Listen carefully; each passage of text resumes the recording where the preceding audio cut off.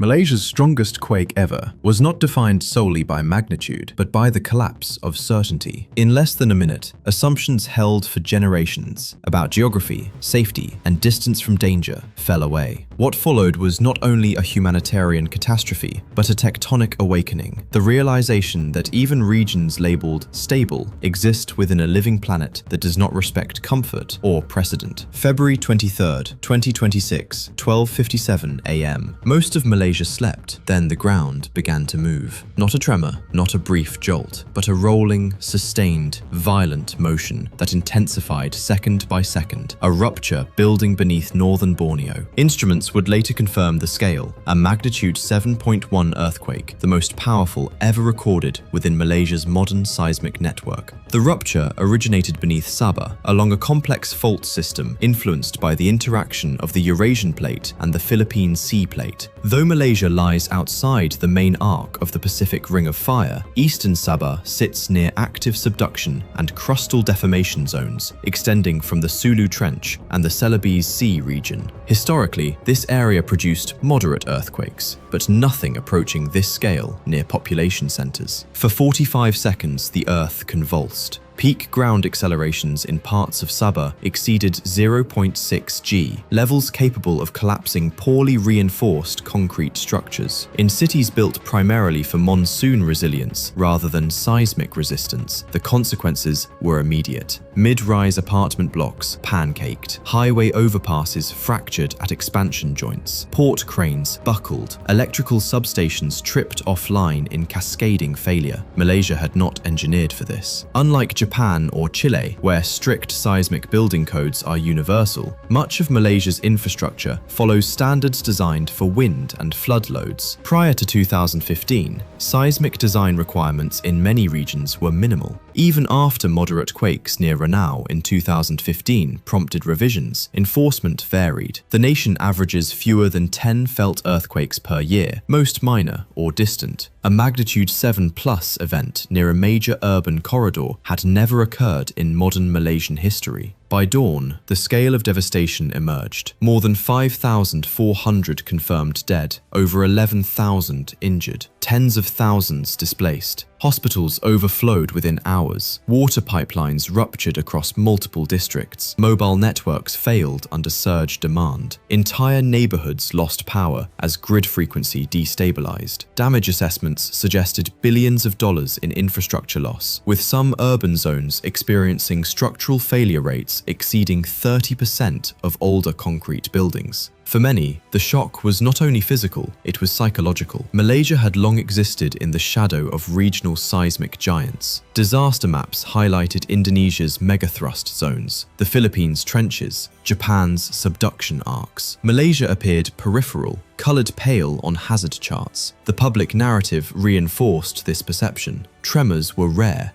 catastrophic quakes improbable. But plate boundaries are not lines, they are zones, and stress migrates. Geophysical analysis in the days following the event revealed that the rupture occurred along a previously undermapped crustal fault system, one that had accumulated strain quietly over decades. Satellite interferometry showed ground displacement of up to 1.2 meters horizontally in some areas. What had appeared geologically benign was, in reality, storing elastic energy, slowly, invisibly. The earthquake did not emerge from nowhere. It emerged from inattention. Aftershocks continued, over 300 within the first 72 hours, including several above magnitude 5.0. Each tremor deepened the fear that something fundamental had shifted. Scientists stressed that this was not a new plate boundary forming overnight, but a reminder that Southeast Asia's tectonics are complex and incompletely understood. The greater rupture was conceptual. A country once considered largely insulated from catastrophic seismic disaster had joined the ranks of nations forced to rethink building codes, hazard maps, and long-term preparedness. Insurance models, urban planning strategies, and emergency response systems would all face revision. Because the most destabilizing force was not the 7.1 magnitude alone, it was the realization that stability had always been conditional. The question now is not whether Malaysia will rebuild. It will. Nations always do. The deeper question is whether it will rebuild differently, whether hazard perception will catch up to geological reality, whether a region once defined by calm can adapt to the knowledge that calm was never guaranteed. Earthquakes do not rewrite history politely, they edit it in seconds. And on February 23, 2026, Malaysia's margin for certainty narrowed forever. Sabah, northern Borneo, a land known for rainforests, coral reefs, and the shadow of Mount Kinabalu, not known for earthquakes. On the geological map, Malaysia appears stable, buffered from the region's most volatile tectonic zones. The Eurasian plate, the Philippine Sea plate, and the Australian plate all intersect far enough away that Malaysia was widely assumed to be at low risk. While neighboring countries have been rocked time and again, Malaysia's tremors were background noise, occasional, inconvenient, never catastrophic. Before February 2026, most Malaysians remembered the 2015 Sabah quake, a magnitude 6.1, deadly for some, particularly on Mount Kinabalu, where 18 people lost their lives as rocks tumbled and slopes gave way. After that, Malaysia's shakes were minor. Even the March 2025 earthquake, registering magnitude 6.7, while deadly, with over 5,000 killed and over 10,000 injured, was regarded as a rare statistical peak. Terrible, yes, but explained away as an anomaly. Seismologists assured the future would be calmer. The models guaranteed it. Then, in the pre-dawn hours of February 23rd, that confidence was shattered. The epicenter was offshore, more than 600 kilometers beneath Borneo, a depth and a fault that had evaded all prior detection. Region-wide, monitoring stations crackled to life as shock waves raced upward. When the shaking hit the surface, it was abrupt, violent, and sustained. In Sabah, it became immediately clear that a previously unknown fault had torn apart. There were no warnings, no sirens. For the people of Sabah, the impossible became real in less than a minute. How could all the science and hazard mapping fail? Did centuries of seismic quiet lead to complacency? How many more faults might be waiting, invisible and silent, beneath Malaysia? Disaster slows time. For those in Sabah, the 45 seconds of shaking seemed to last forever.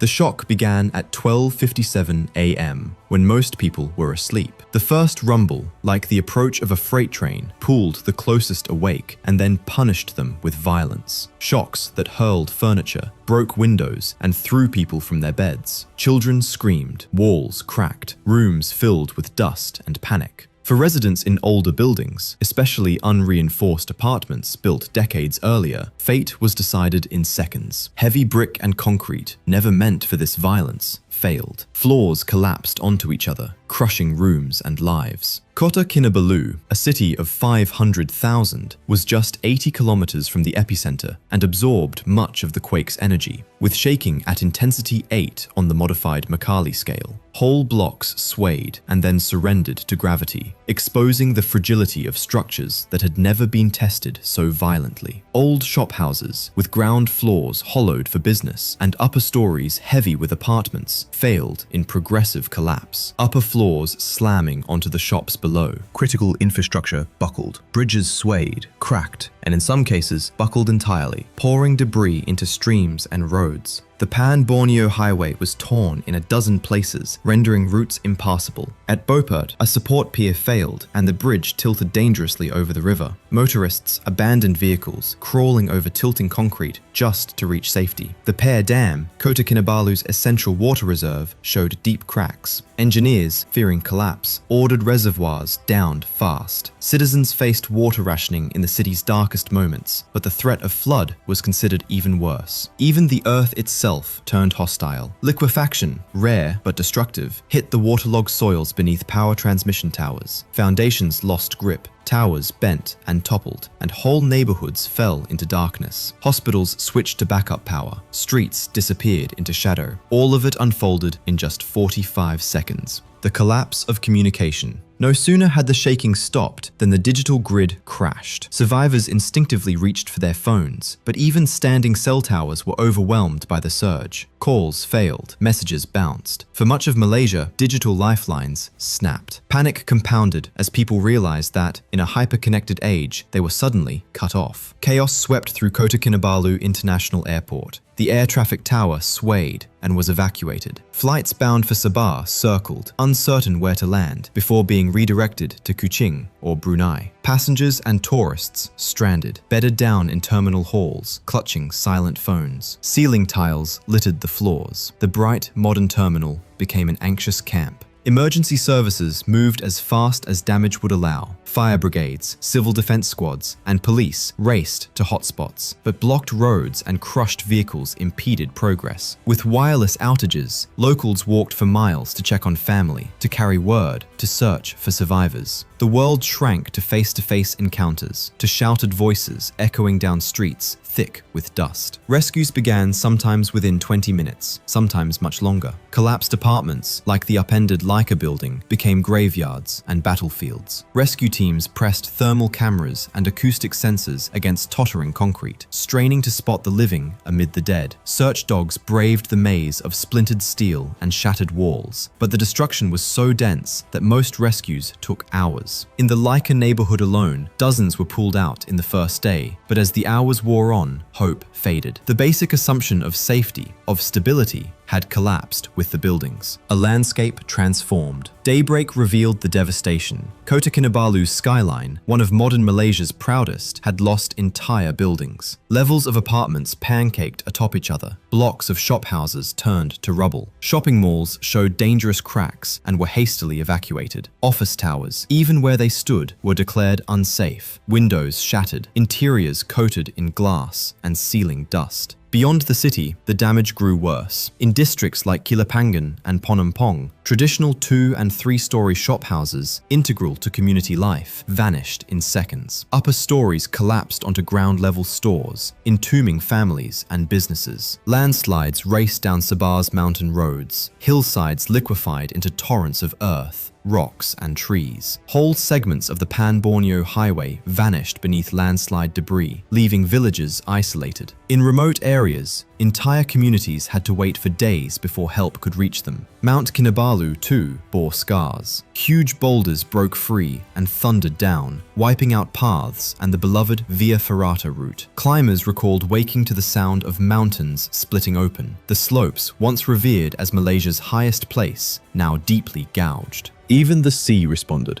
A small tsunami, about 30 centimeters, rolled across the Sulu Sea, unnerving coastal villages. Though no major damage was reported, it revivified the trauma of past tsunamis and sent residents running from the shore. The psychological wounds cut deeper than physical harm. Malaysia's disaster response was instantly overwhelmed. Emergency plans, built for floods and fires, had never conceived of an earthquake on this scale. In the first 12 hours, every scenario was surpassed, a nation brought to its knees. The armed forces mobilized at daylight. Army units sent to Sabah brought bulldozers, cranes, emergency field hospitals. Navy vessels packed with supplies sailed from peninsular Malaysia. The Air Force surveyed from above, roads broken, villages vanished, jungles marked with new scars. Field hospitals filled swiftly as Sabah's healthcare system crumpled under the flood of wounded. International aid was accepted rapidly. Singapore's elite rescue teams, Indonesia's crisis medics, and Japan's disaster specialists flew in, bringing expertise only countries familiar with seismic catastrophe could provide. Aid convoys moved slowly, hindered by broken roads and collapsed bridges. Landslides and blocked roads cut off mountain villages. Helicopters, when available, tried to deliver food and first aid. In some places, villagers dug each other from the rubble with farm tools and bare hands. Survivors rationed water, treated wounds without medicine, buried the dead in courtyards to avoid disease. The psychological damage echoed. Parents kept their children away from schools. The elderly, remembering every aftershock, suffered nervous attacks. The death toll climbed, first in blocks like the Leica apartments, then on rural highways, finally from bodies found in remote villages days later. Within a week, the numbers were clear. 5,456 dead, 11,404 injured, 538 missing, more than 200,000 displaced from damaged homes. The economic toll? Billions of ringgit. A profound scar, both visible and invisible, etched into Malaysia's memory. The attack of aftershocks. The shaking did not stop. The main quake unleashed more than 400 aftershocks within 48 hours. Most were mild, but several reached magnitude 5, enough to trigger panic and inflict new damage. Buildings that had survived the main shock were toppled by aftershocks. New landslides closed, reopening roads, and every aftershock forced rescuers away from already unstable ruins. A strong aftershock, magnitude 5.8, hit just 36 hours after the initial event, buckling highways and collapsing buildings on the brink. Many neighborhoods evacuated a second time. The aftershocks stretched the crisis over days, deepening emotional wounds for survivors who had only begun to hope. For children, trauma lingered. Schools across Sabah closed. Families camped outdoors, fearful of returning to concrete walls. Mental health teams, already limited, struggled to assist thousands. Emotional scars threatened to outlast physical wounds. And in every meeting between engineers and officials, the inescapable realization surfaced. Malaysia's biggest quake came from an unmapped fault. The question was not whether this could happen again, but whether anyone would see the next threat coming.